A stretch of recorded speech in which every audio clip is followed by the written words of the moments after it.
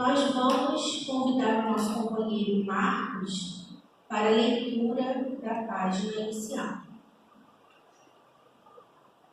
Boa noite a todos. Do livro Sinal Verde, psicografia de Francisco Cândido Xavier, pelo Espírito André Luiz, a lição de número 30.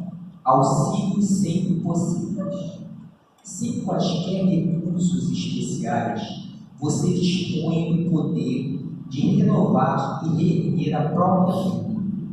Você pode ainda e sempre avivar o clarão da alegria onde a aprovação esteja furtando a tranquilidade, atear o calor do bom ânimo onde a coragem desfaleça, entretecer o ambiente preciso à resignação onde o sofrimento domina, elevar a vibração do trabalho onde o desânimo apareça, extrair o ouro da bênção entre pedras de condenação e censura, colocar a flor da paciência no espinheiro da irritação, acender a luz do entendimento e da concórdia onde surge a treva da ignorância, descobrir fontes de generosidade sobre as rochas da sorriso, preparar o caminho para Jesus nos corações distantes da verdade.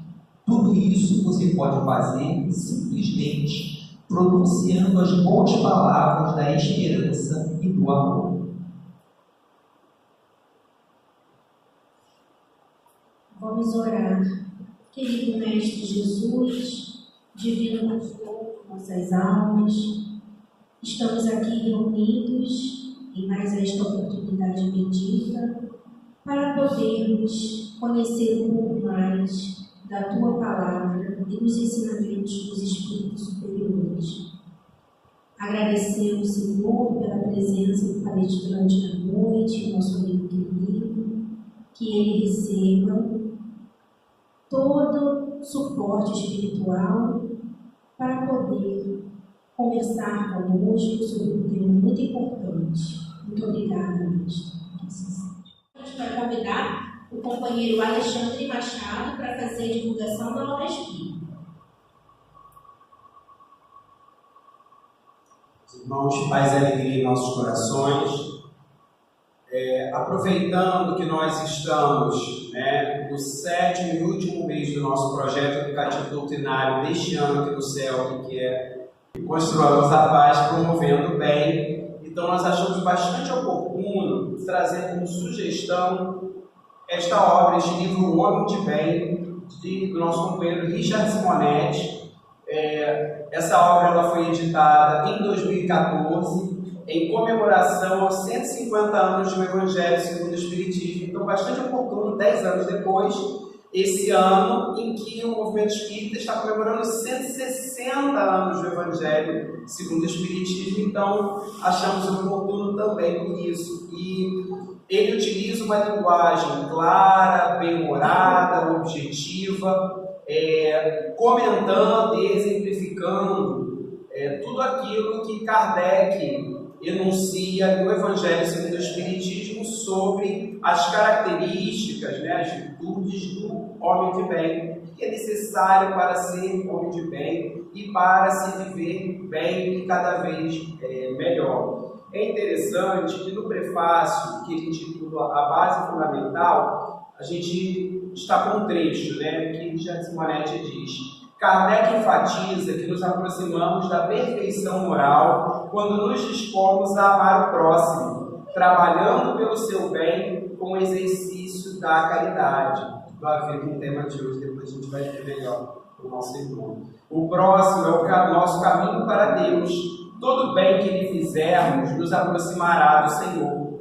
Se grande for nosso empenho nesse sentido, estaremos nos transformando num homem de bem, um homem consciente de suas responsabilidades, que procura fazer sempre o melhor. No propósito de definir a que distância estamos de Deus, tendo por medida a nossa proximidade com o semelhante, Kardec nos oferece uma listagem que pode ser um roteiro para nossas reflexões sobre o título O Homem de Bem. É em busca desse homem idealizado por Kardec que desenvolvo comentários nessas páginas, esperando sejam apreciadas por você, leitor amigo, em momentos de lazer edificante.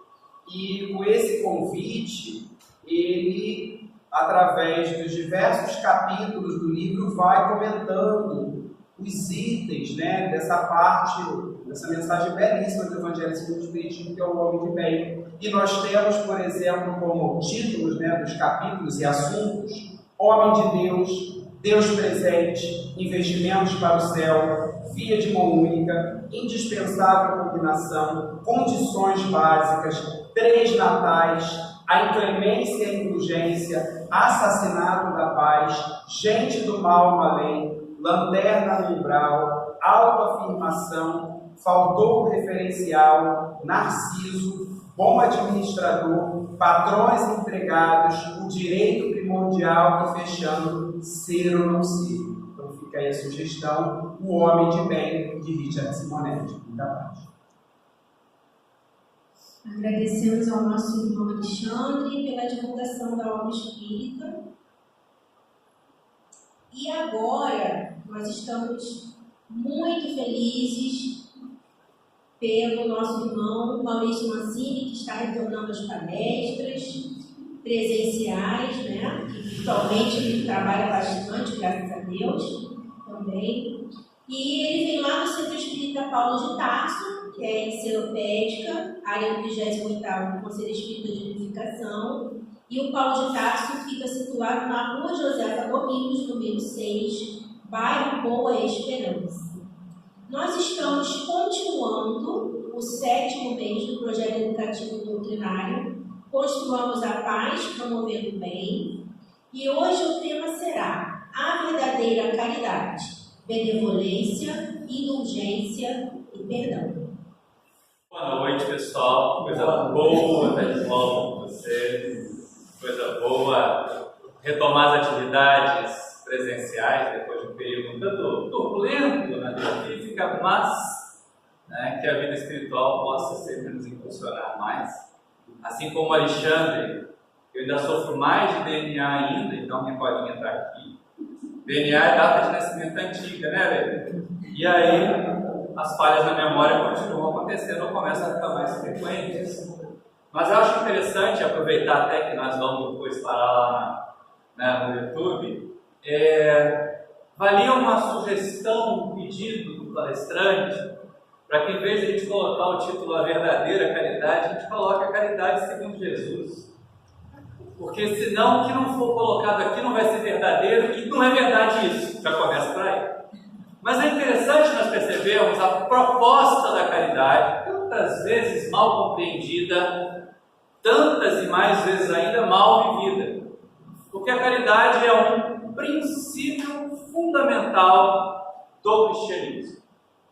Não quer dizer que antes de Jesus, outras doutrinas não propusessem o bem. Não, algumas propunham, com uma intenção diferente. Mas é Jesus quem traz para o cerne da sua doutrina a prática da caridade. E aqui a gente está colocando no sentido mais amplo, até porque depois nós vamos precisar recorrer a Kardec para entender isso. Tá? É a primeira vez, é a primeira doutrina que nasce colocando o outro como centro, e não nós. Porque é até interessante nós percebemos, por exemplo, se nós formos às leis mosaicas, existe lá uma proposta de cuidado, de atenção aos órfãos e às viúvas, mas como um jeito de ser agradável a Deus, porque está prescrito que Deus se agrada de quem faz isso.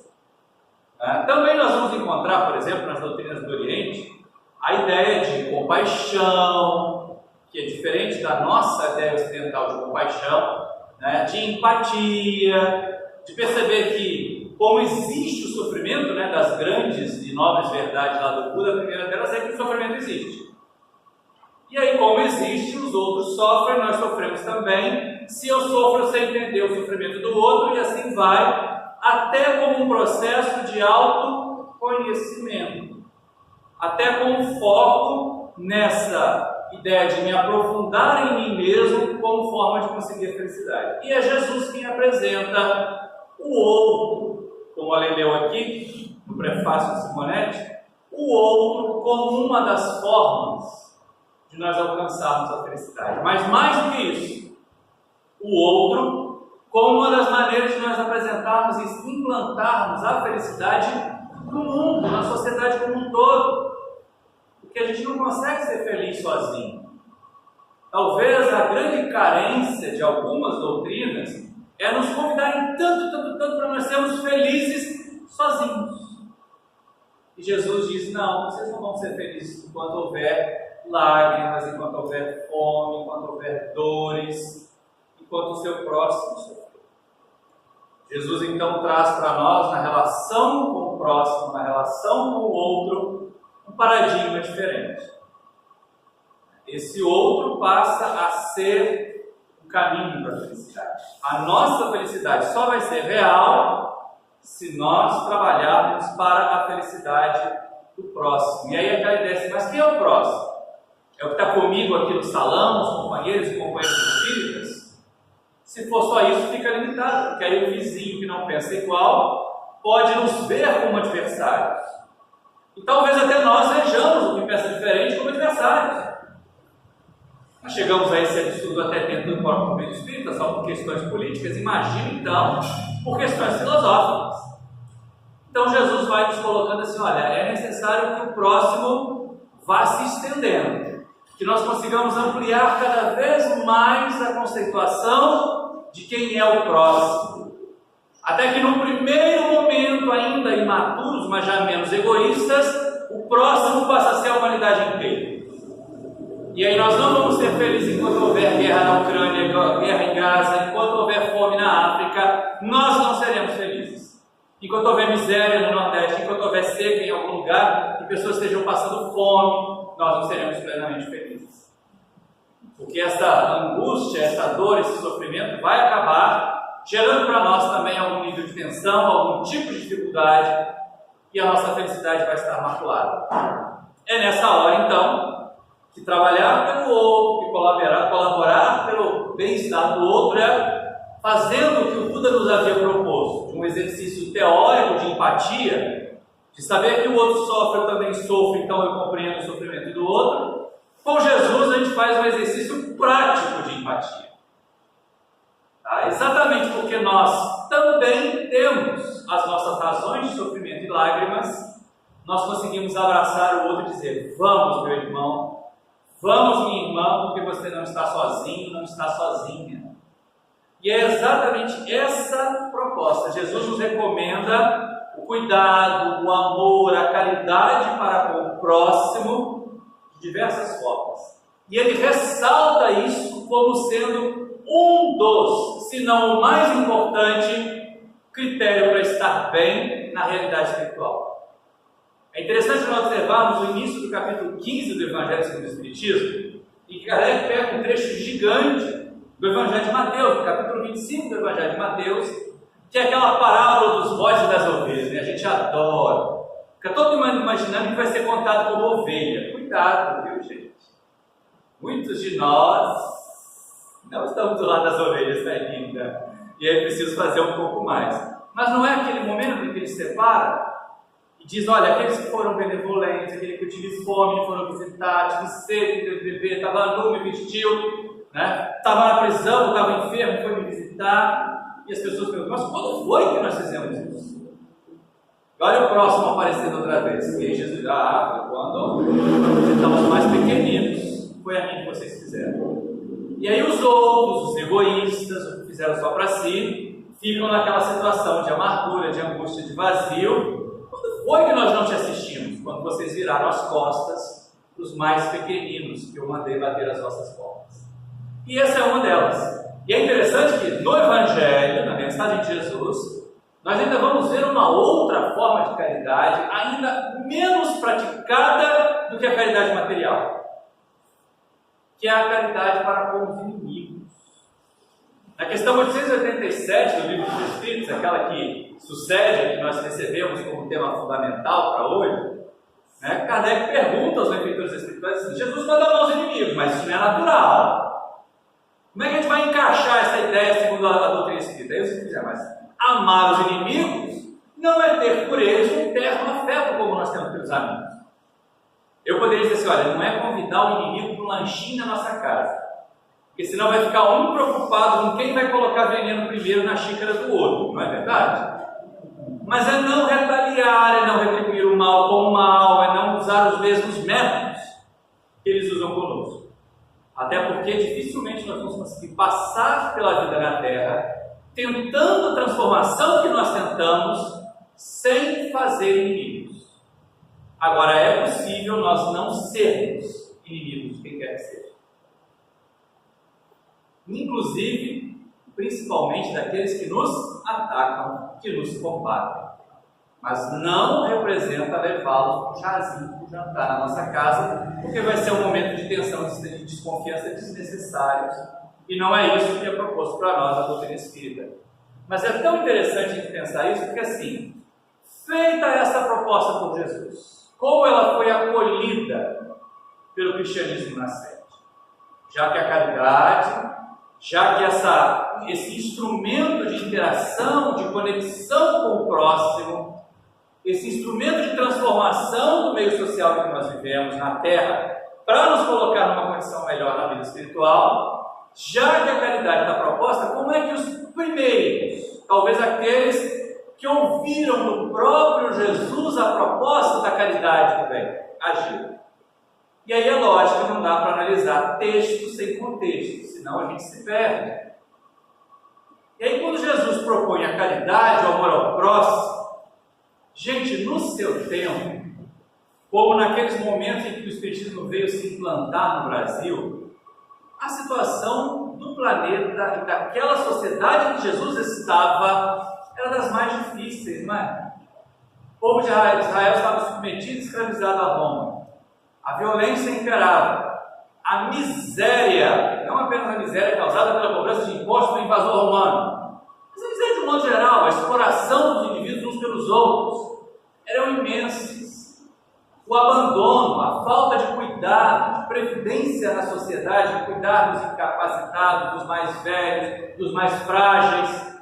Tá? E de novo, lembra na lei de Moisés, que tinha uma proposta de cuidar dos órfãos e das viúvas, o começo e o fim da jornada material, quando a fragilidade é enorme?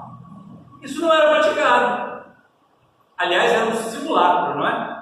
As pessoas fingiam que ajudavam os pobres, fingiam que ajudavam as viúvas, com migalhas, porque isso fazia com que elas fossem agradáveis a Deus. Era essa a época de Jesus.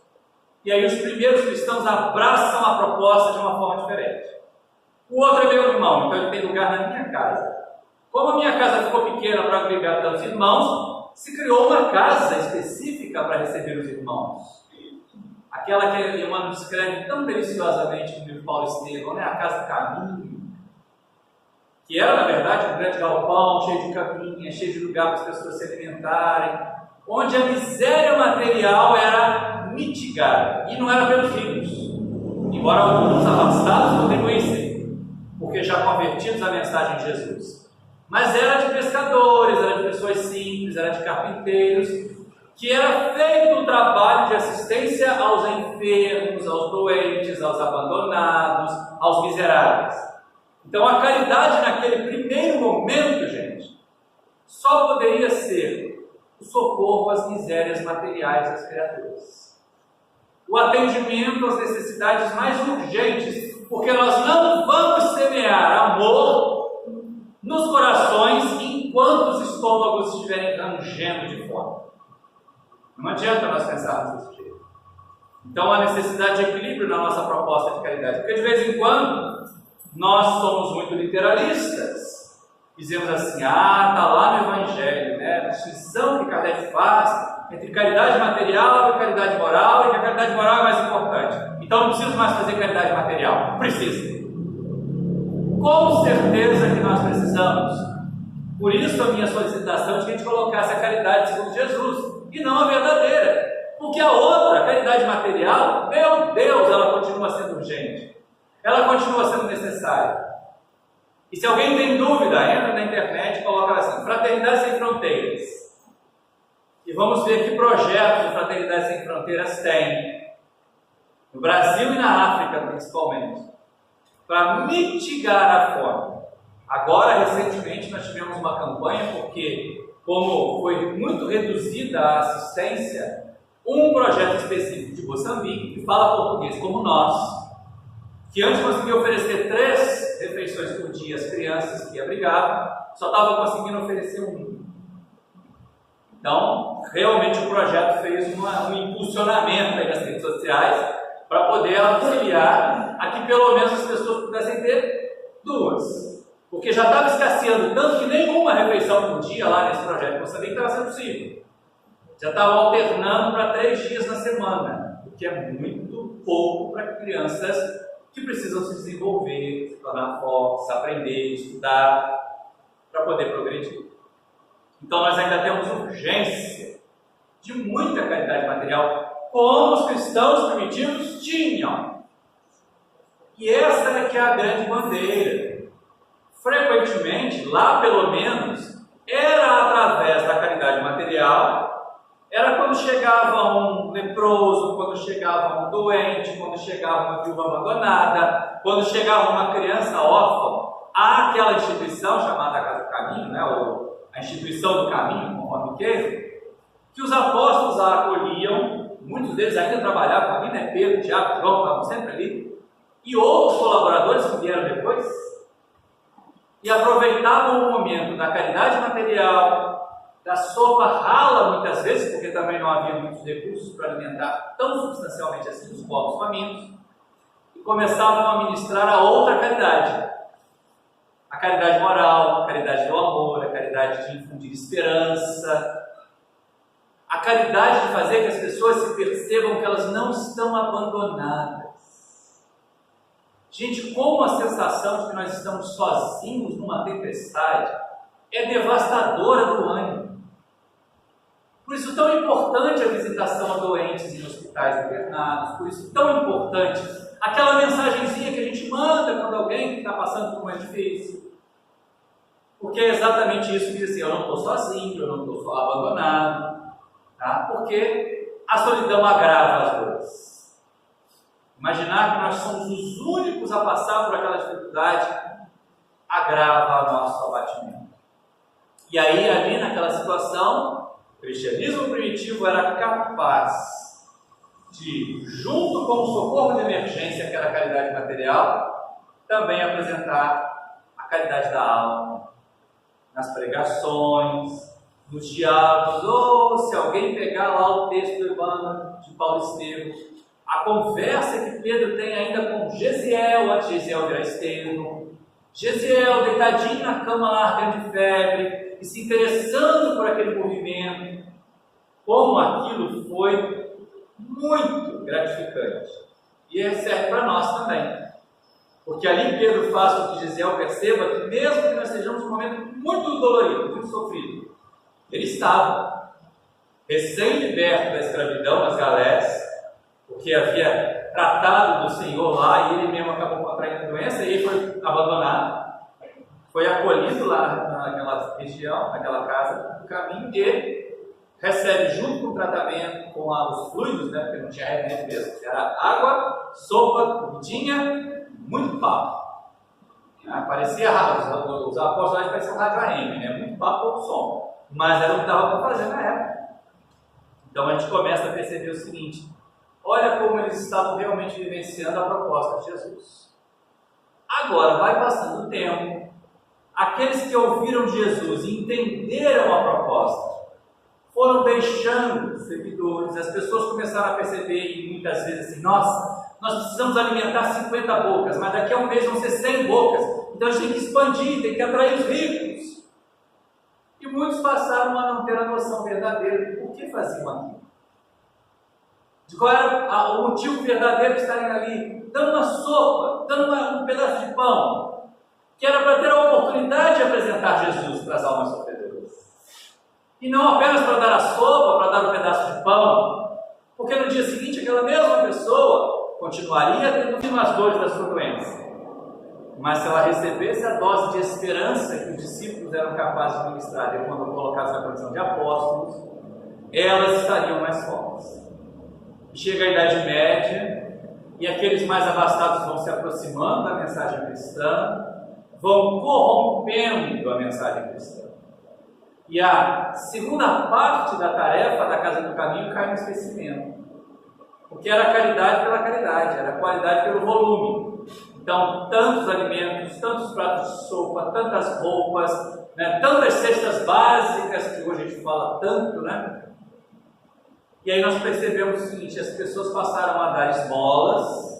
Quem quiser assistir ao filme Irmão Só, Irmão Lua, da década de 1970, na verdade 1972, e a gente vai ver lá naquela missa da igreja, né, os pobres todos no fundo, os ricos, aquelas coisas todas pomposas, e eles passam e vão jogando umas moedinhas ali na mão das pessoas, como uma forma de comprar um lugar nos céus. A esmola virou a moeda para comprar uma nuvem no reino dos céus e ficar lá saltitante, cantando hosanas para Deus. Foi a ilusão que foi criada. E isso chegou até nós. Isso chegou aos nossos tempos. E por incrível que pareça, isso chegou aos nossos arraiais espíritas. De achar que caridade é caridade material. Aí vem a proposta que nos foi feita.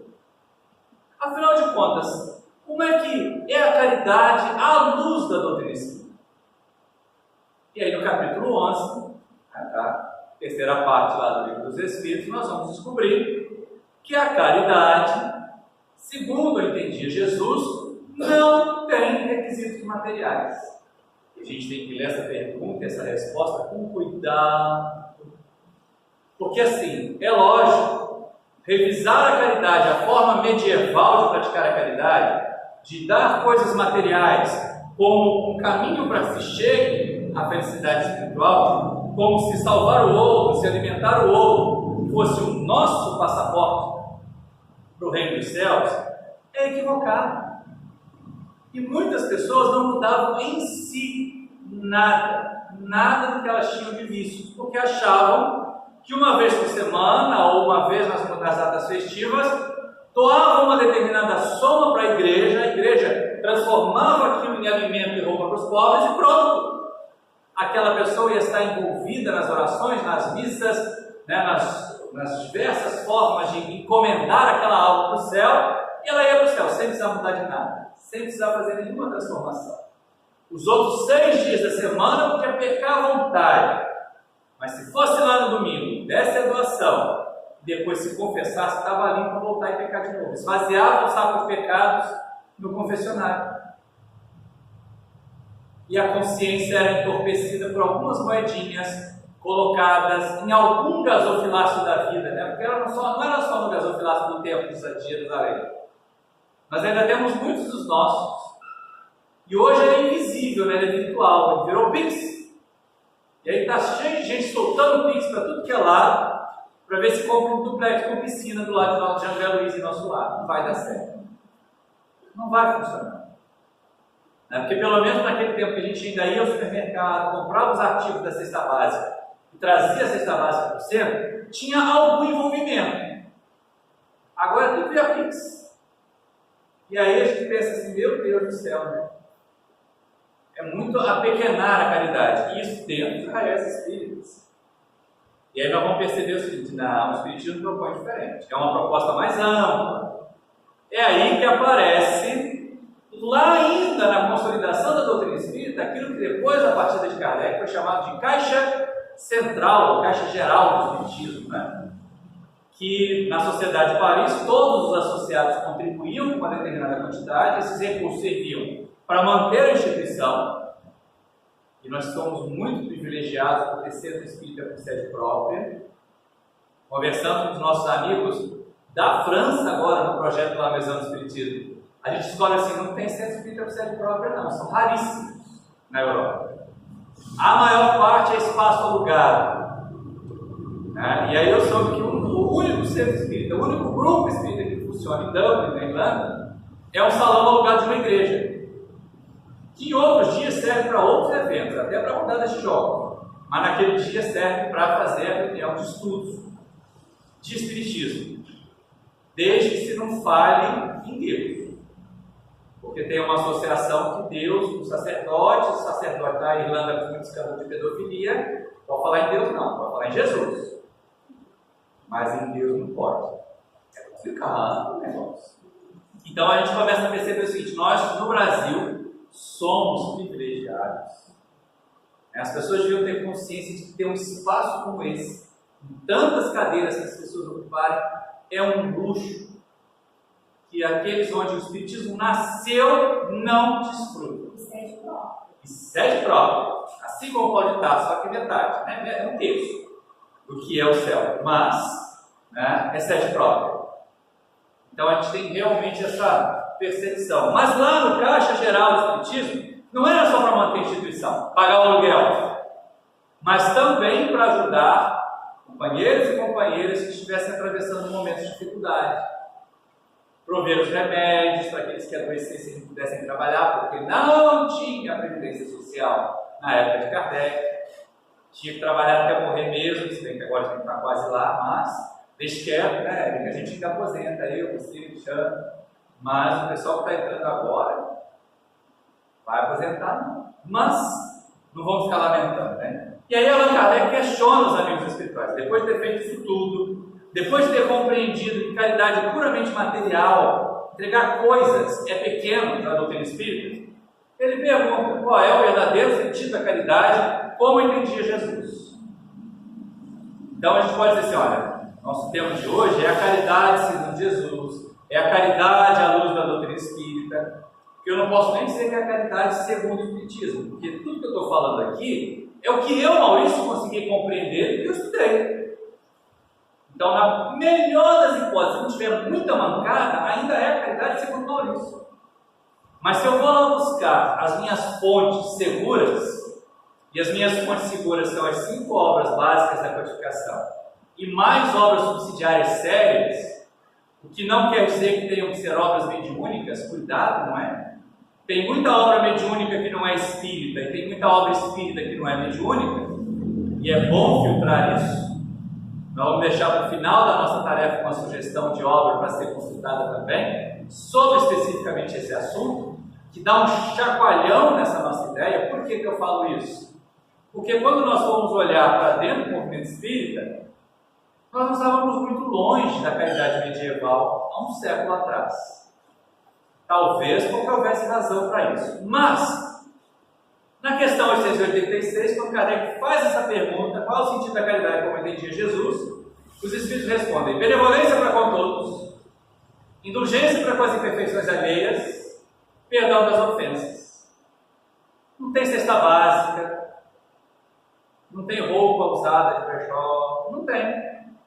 Aí algumas pessoas estão vendo, não tem nem nada material, nenhum critério material. Então a gente pode parar toda a parte de caridade material e focar só na caridade espiritual. Vai dar muito errado. Ainda hoje, século XXI, vai dar muito errado. A gente viu isso logo depois e durante a pandemia, não é? Com as dificuldades materiais aumentando e nós ainda não saímos dessa rebordose, nós tivemos que voltar e ampliar o número de cestas básicas distribuídas pelas casas, né? De alguma forma ajudar os próprios companheiros do movimento espírita que não puderam trabalhar ou que não tinham como garantir o seu sustento pleno. Tudo isso aconteceu. Então a gente tem que ter muito cuidado quando a gente lê lá benevolência, indulgência, perdão. O pessoal adora a sigla, botou logo o BIP, né? O BIP de Jesus para a gente poder acordar. Não! Primeiro que nós estamos no século XXI. Ninguém com menos de 30 anos sabe o que é BIP. É a mesma história de alguém que, você sabe que caiu a ficha. Se for falar isso em encontro de adolescente, ninguém sabe. Porque ficha é do meu tempo, é tempo do Alexandre, Érica também. Tinha orelhão, tinha ficha. Ou então, no caso da gente, o fliperama, que você tinha que comprar a ficha para ela jogar pinball. Isso que era a ficha caía, aí a ligação completava. Agora a gente tem que falar para os jovens: olha, conectou o Wi-Fi, ou seja, percebeu, entendeu, tem que atualizar o nosso vocabulário até durante as palestras. Então muitas pessoas não sabem o que é BIP, porque BIP é década de 60, 70, 80. Você vê naqueles filmes americanos da década de 70, os médicos tinham BIP. Que depois passou a ser chamado de pager, porque vinha texto, porque antes era só barulho mesmo, né? Depois passou a mandar um textinho, ou seja, é o tataravô do nosso WhatsApp de hoje, é o BIP. Pois é, se alguém quiser fazer essa referência para o jovem, pode dizer, olha, Bip é o tataravô do WhatsApp. Mas é. Né? O WhatsApp dinossauro, pré-histórico, mas é. E é interessante a gente estar atento a isso, porque assim, a gente às vezes não desenvolve, fica na sigla.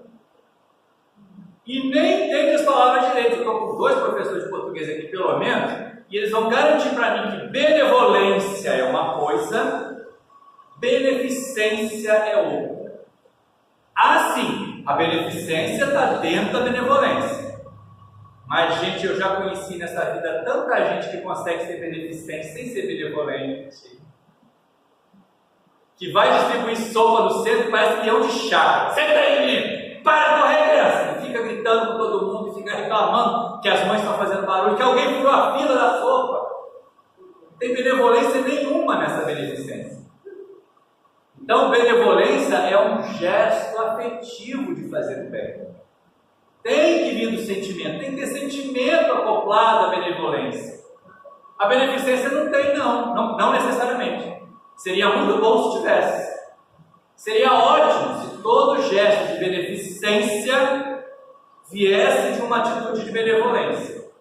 Mas não é o que a gente vê frequentemente. Até porque voltamos à Idade Média e muita gente acha que beneficência, ainda nos arraiais espíritas, é um jeito de fugir do umbral.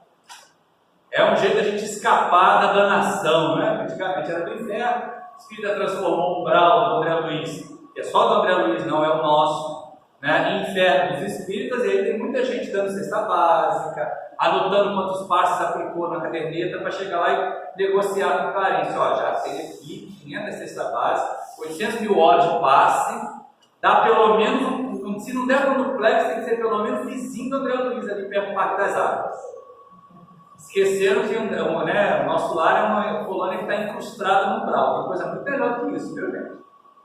Dá para a gente trabalhar com mais, ter uma visão mais ambiciosa.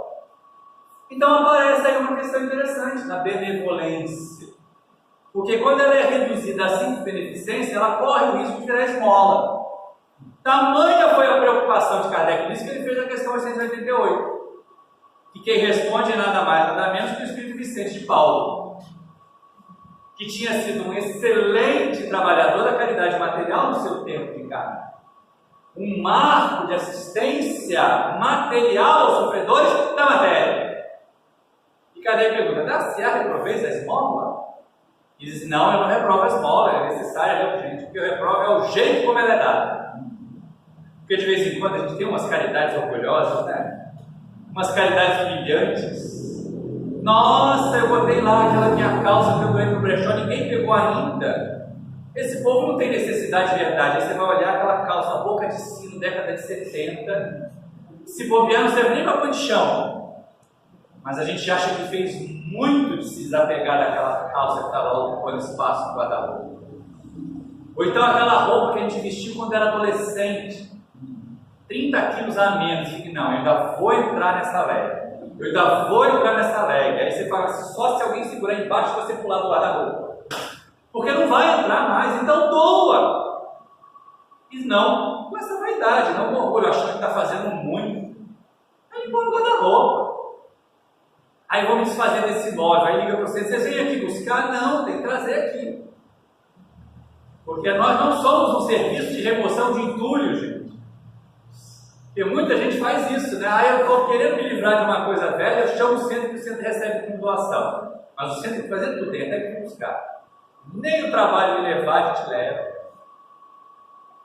Deixa na casa do diretor do centro, o diretor do centro, coitado, botar dentro do carro, tem um monte de sacola de roupa, para vir fazer triagem aqui. Metade vira pano de chão, nem isso às vezes, né? Vai com fogueira mesmo. E a gente começa a perceber o seguinte, que benevolência é essa aqui? Que benevolência é essa, sociedade? Estamos longe da benevolência. Aí vamos lá para a indulgência. Indulgência para com as imperfeições alheias. Olha como eu sou bom. Fulano lá está cometendo um monte de besteira, mas eu não me incomodo, não é comigo. Isso não é indulgência. Isso é indiferença. Ou então assim, não, é meu filho, tadinho, ele está roubando lá para poder consumir droga. Mas como eu sou indulgente, eu vou entender que é a situação que ele está vivendo. Isso é conivência. Também não é indulgência. Indulgência para com as imperfeições alheias é reconhecer o seguinte: nós estamos no mundo de provas e expiações. Nós estamos numa sociedade atrasada. Se nós ainda cometemos erros, como é que os outros não? Se nós que já temos algum conhecimento que a doutrina nos ensina e nos propõe, ainda não cumprimos, imagina os outros que não têm conhecimento. Então nós temos necessidade de compreender. Olha como essa indulgência da caridade segundo Jesus nos remete à compaixão do Buda, que é aquele entendimento das limitações do outro, que é aquele entendimento que muitas vezes a outra pessoa não é capaz de nos retornar o bem que nós fazemos para ela. Aí aparece a terceira, né, que é o perdão das ofensas. Que sabedoria, né? Jesus propôs isso. Aliás, se nós formos contar, alguém que tem a área das exatas, né? Vai lá nos 4 evangelhos, não precisa ir mais, só nos 4 evangelhos, e conta as vezes que Jesus ensina amor, depois conta outros ensinamentos de Jesus. Amor é disparado o ensinamento mais abundante. Em segundo lugar, é o perdão. Nas mais variadas formas, nas mais variadas instâncias. Então, a questão 886 contempla para nós não exatamente a verdadeira caridade, porque há outras formas de caridade que não estão contempladas aqui, mas a caridade como a entendia Jesus, a caridade segundo Jesus, porque todos nós também erramos, todos nós somos capazes de ferir. E aí muita gente diz assim: mas foi igual Chaves, né? Foi sem querer, querendo. Muitos são desses, né? Aí eu não sabia que não podia parar o carro em cima da calçada, tadinho, cadeirante, teve que passar pelo meio da rua. Sabia. Tirou carteira e deu aquele manualzinho chato de trânsito. Sabia que não podia parar o carro em cima da calçada. Mas a gente finge, né? Então, alguns dos nossos erros, nós tentamos mascarar e dizer assim: foi sem querer. Pode ter sido por culpa, por imperícia, por imprudência, mas não foi por maldade. E aí, como nós não erramos por maldade, nós queremos ser perdoados. Então, por que não oferecer também perdão? E essa é uma questão interessante da sociedade. Por que Jesus propõe o perdão? Por que Jesus entende o perdão como uma forma de caridade? Porque é um teste de humildade prática sensacional. Porque em qualquer contenda, em qualquer conflito, o perdão é o apaziguador, beleza. Quem vai perdoar primeiro? Quem tomará a iniciativa da pacificação? E aí nós vamos ver que frequentemente vai ser o mais humilde ou o menos orgulhoso. Vamos usar menos orgulhoso? Porque a humildade ainda é uma conquista que nós não estamos muito perto de fazer. Mas já dá para combater o orgulho, já dá para diminuir o orgulho em nós. Então serão os menos orgulhosos que vão tomar a iniciativa do perdão. Perdão é um exercício de humildade. Mágoa, ressentimento, e olha só que coisa incrível, né? Culpa são demonstrações claras do quanto nós ainda somos orgulhosos. Algumas pessoas vão dizer: tudo bem, eu até entendo que mágoa, rancor é orgulho, mas culpa, Maurício, culpa também é orgulho. Fica claro para nós, né? Mágoa, rancor, eu me sinto tão bom, tão bom, tão bom, tão superior, que a outra pessoa não tem o direito de me ferir. Aí eu fico magoado com ela. É uma demonstração de orgulho. Jesus foi atacado pelos nazarenos, foi atacado pelos fariseus, não foi magoado por ninguém. Eu não faço mais por ali, não, eu vou embora, eu vou para quem quer. Vou dar atenção a quem quer. Mas não ficou praguejando, não mandou as 7 pragas do Egito para cima de Nazaré, nada disso. As 7 não, né? As 10. Mas isso aí já são os 30% de desconto que a gente tem que dar, né? Passou o tempo, então fica com 7 meses. Mas não, são 10, tá? Vocês estão assistindo pelo YouTube depois? Não errei não, tive tempo de me corrigir aqui. Mas é interessante a gente perceber isso. Jesus simplesmente passou, não ficou debatendo, não ficou discutindo. Porque isso também é demonstração de orgulho. Querer ter o privilégio da verdade é uma demonstração de orgulho. Querer ter razão até o fim, eu quero ter a última palavra, aí fica naquela discussão nas redes sociais. Vocês já viram, às vezes, alguém posta um memezinho, uma figurinha, aparentemente inocente, mas é provocadora, tá? Por isso que eu tenho optado por silenciar nas redes sociais, porque eu estou preferindo ter paz do que ter razão. Vale a recomendação, fica a dica, nas redes sociais é melhor a gente ter paz do que ter razão. Porque não vai dar em nada ficar tentando ter razão. Fica no debate, porque querer ter razão é a prova de orgulho. E aí Jesus dá a demonstração de humildade. Não se abala, não se afeta, segue e vai atuar onde ele é acolhido. Aí alguém pode perguntar, por que você botou culpa nesse bolo aí do orgulho? Porque culpa também é orgulho. Quando eu me sinto culpado por ter feito uma besteira, estou demonstrando que eu sou orgulhoso.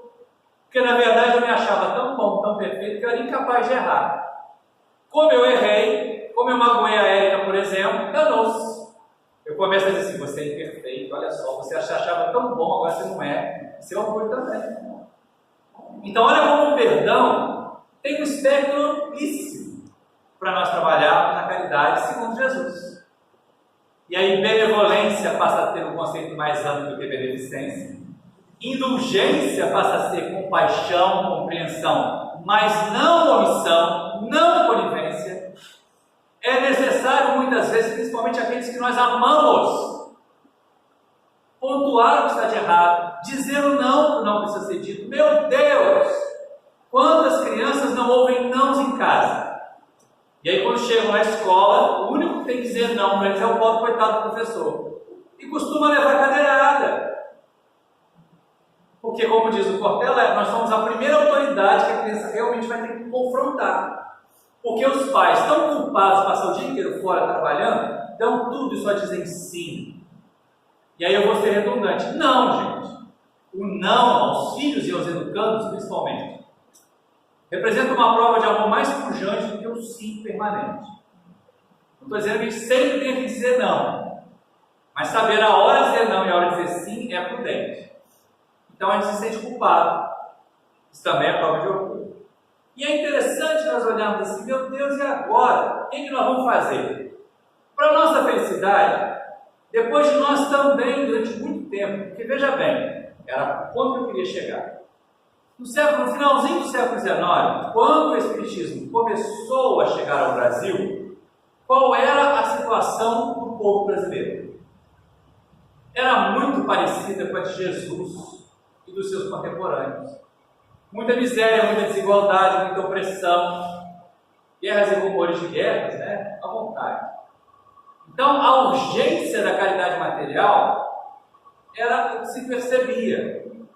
E o movimento espírita nascente abraçou a caridade material, como se devêssemos montar outras tantas casas do caminho.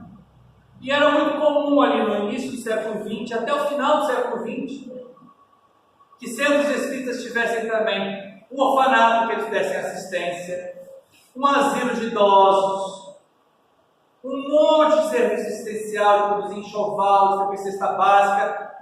Qualquer um que chegasse na década de 80 numa casa espírita, você é espírita, beleza, qual é o trabalho essencial que você faz? Todos nós tínhamos um. Caravana de visita a hospitais, tudo era assistencial.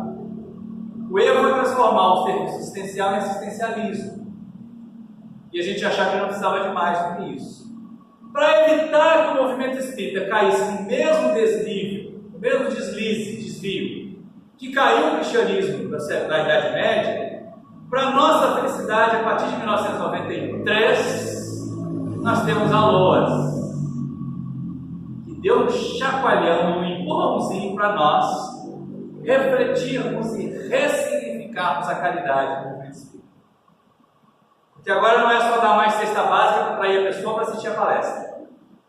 Não é mais para dizer, olha, nós somos um bom centro espírita porque nós temos um orfanato que acolhe 500 crianças.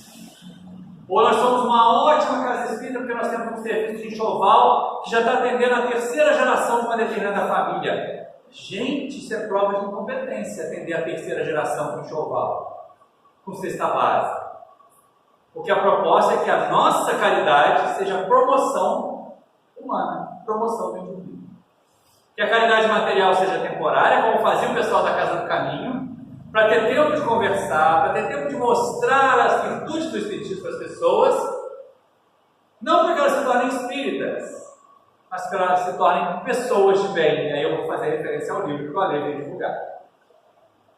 né, nesses tempos em que a gente tem que estar mais atento até ao próprio discurso. Aliás, esse era um detalhe que eu ia comentar, né, a gente trabalhando lá, colaborando, né, ajudando no Emmanuel Entre Amigos, aquele programa que vai ao ar aos sábados de manhã, que a gente reúne algumas pessoas para discutir e comentar texto de Emmanuel.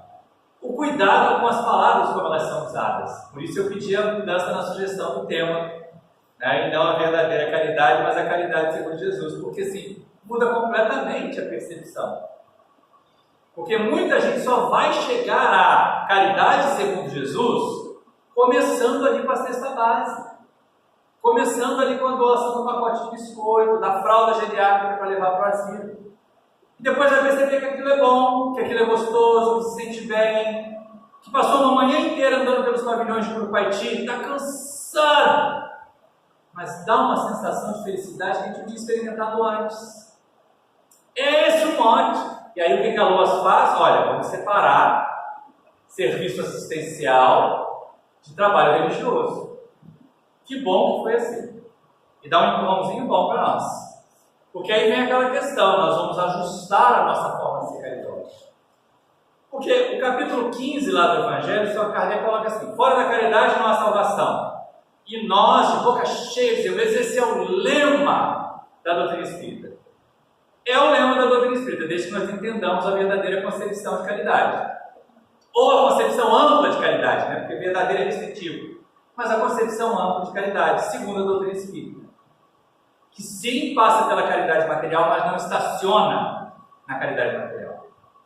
A caridade espírita que não vai além da caridade material é só assistencialismo. E não nos será muito útil. Será contado. Será contado. Estaremos numa condição melhor do que o egoísta, que nunca fez nada, que nunca deu nada. Já é alguma coisa. Mas é hora de nós revisarmos os nossos conceitos de caridade. E é nessa hora que vem a minha sugestão de livro. 2 sugestões de livro na mesma reunião, viu, Ale? É o Fora da Caridade, uma salvação do Arílio Cerqueira Filho.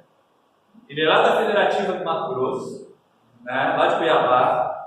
Gente, esse livro é maravilhoso, no sentido de que ele questiona que muitos de nós queremos fazer a caridade material como forma de fugir do umbral, fugir da danação. Então eu tento ser salvacionista do outro com uma segunda intenção de me salvar.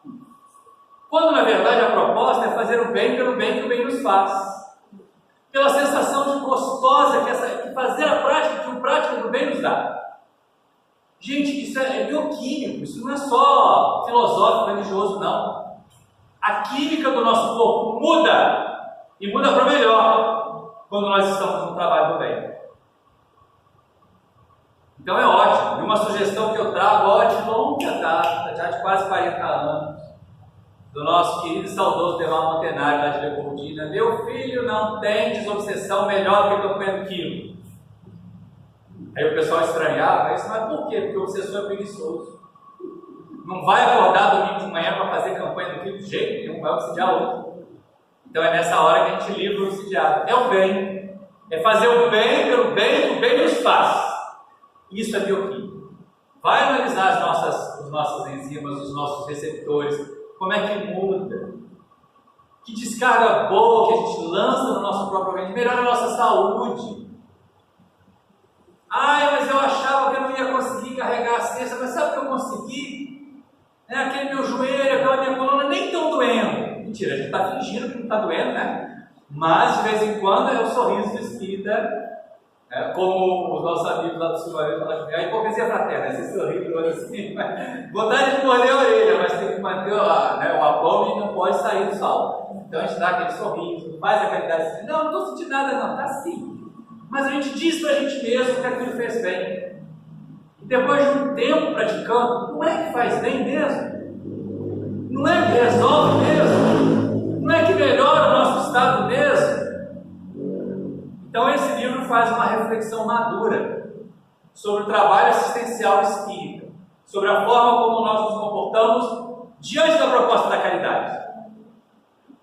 Tá? E aí nos chama a viver a caridade segundo Jesus. Com a proposta de que nós sejamos apenas semeadores do bem. Porque colhedores, se nós quisermos ser colhedores do bem, nós vamos nos frustrar muito. Porque a colheita não depende só da semente, depende do solo que a semente caiu. Na parábola do semeador, o semeador jogou a mesma semente em todos os lugares. A diferença então estava no solo que recebeu. Sejamos nós um solo mais fértil para receber as sementes do Evangelho e multiplicar a 100, a 200, a 1000 que seja por um. Porque aí a nossa caridade vai ser a caridade que espalha felicidade. E espalhando felicidade nós vamos conquistar a paz. Muita paz e muito obrigado. Meus irmãos, que alegria, de poder ouvir o nosso companheiro presencialmente, voltar presencialmente. Vamos nos conectar ainda mais com Jesus, o médico de todos os médicos, aquele que é o co-criador do nosso planeta, o governador da nossa esfera azul, através do seu pensamento, manipulando átomos, moléculas, cuidando de nós, com todo o seu amor infinito. Temos a certeza, Senhor, de que estás conosco todos os dias e neste momento, em especial quando a sua paz, a sua benevolência, o seu amor por nós, seus pequeninos irmãos, se faz presente, porque estamos todos aqui pensando em Ti, pensando nos Teus ensinamentos, refletindo sobre as nossas ações, nosso melhoramento, o melhoramento do nosso planeta. Temos a certeza de que estão irradiando daqui o amor para aqueles que estão nos hospitais, nas ruas, nos presídios, que estão necessitados, Senhor, de um carinho, de um alento. Que os nossos companheiros, irmãos desencarnados também recebam com todo carinho o Teu amparo e o Teu remédio que vem do alto. Agradecemos a Deus, nosso Pai Criador, por mais esta oportunidade bendita. Que assim seja. Muito obrigada, irmãos, que nós possamos estar aqui na próxima semana.